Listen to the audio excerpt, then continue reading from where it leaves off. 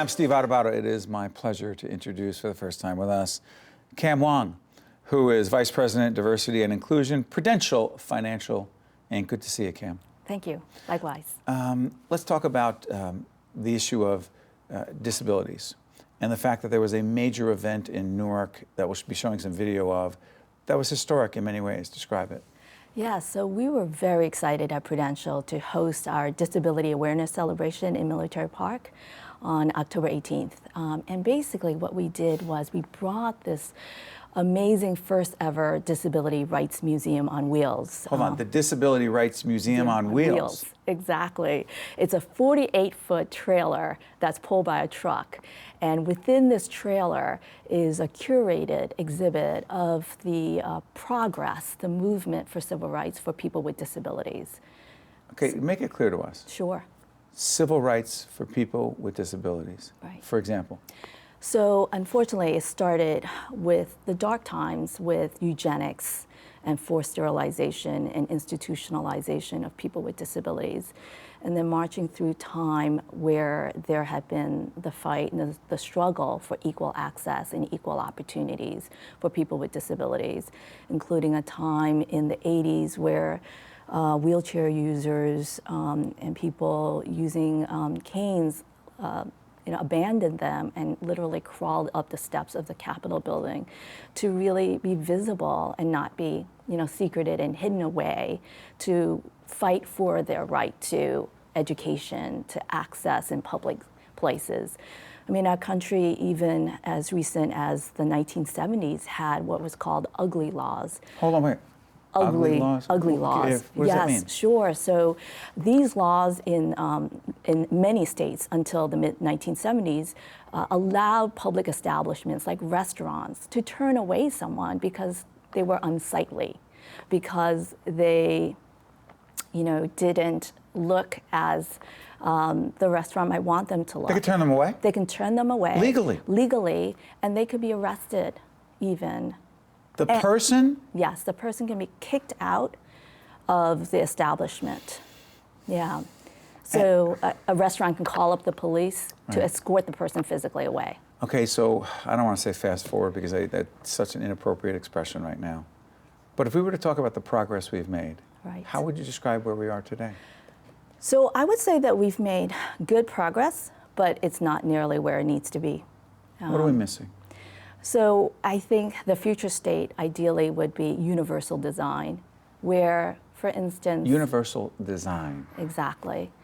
Where we would think to have curb cuts as a matter of course, so that someone using a wheelchair can easily, move around. Curb cuts. Curb cuts, exactly.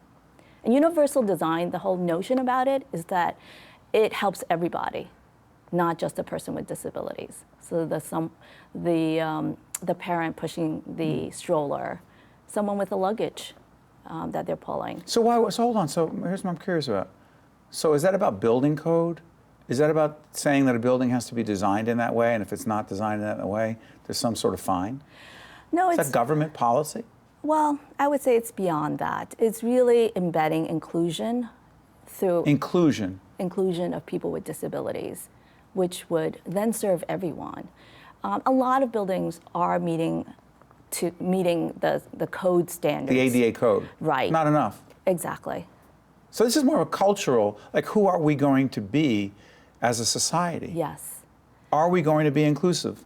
Or are we going to simply meet the standards of the Americans with Disabilities Act, and that's it because the government can't give us a hard time if we don't? I mean, I don't want to oversimplify it, but am I right? Yes, I mean, we really want to build to a culture and a climate where we are inclusive of people with disabilities across all dimensions, in the workplace, in the marketplace, in the community. And when we had the celebration at a military park in Newark, it was for that purpose, to get the conversation going. At Prudential, describe what you're doing. So my responsibility chiefly is to ensure equal access and equal opportunities for all, and really ensure the integration of diversity and inclusion within that. So for instance, creating the climate where people feel they can really bring the full selves to work. Mm-hmm. So especially invisible disabilities. Invisible disabilities. Yes. About 71% of disabilities are not visible. So disabilities such as Asperger or hearing impairment, learning disabilities, things of that sort, post-traumatic stress disorder. You wouldn't see it. Exactly. Or you wouldn't necessarily see it. Right. And we want to create the climate where people feel that they can really bring the full selves to work, where they don't have to hide, they don't have to cover, and that they will then fully avail themselves of the productivity tools that we can provide for them. So someone, for instance, with a hearing impairment, that they would feel comfortable coming forward saying that they have a hearing impairment, and then we can provide them the technology that will enable them to be fully engaged in the workplace and fully productive.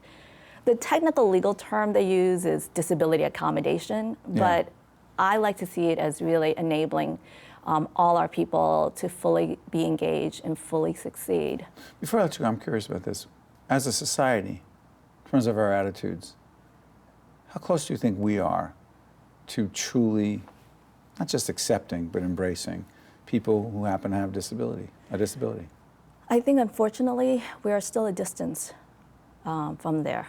I think we still have quite a journey to travel, but having these kind of conversations and being able to be out of Military Park where they see this trailer. That was a big deal. Biggest accomplishment from that day, from that celebration. About 500 people stopping through the museum and learning about the progress over time and the struggle for equal rights for people with disabilities. That's a big deal. It is. And if people wanted to find out more, what would they do? They could connect up with USBLN that created the Museum on Wheels. Kam Wong is the Vice President of Diversity and Inclusion at Prudential Financial. Kam, thank you so much. Thank you, Steve. Appreciate it. Stay with us. We'll be right back. The preceding program has been a production of the Caucus Educational Corporation, celebrating over 25 years of broadcast excellence, and 13 for WNET, NJTV, and WHYY. Funding for this edition of Caucus New Jersey has been provided by the New Jersey Education Association, Wells Fargo, Passaic County Community College, New Jersey Council of County Colleges, MD Advantage Insurance Company of New Jersey, the Give Something Back Foundation, and by the North Ward Center. Transportation provided by Airbrook Limousine, serving the metropolitan New York, New Jersey area. Caucus New Jersey has been produced in partnership with TriStar Studios.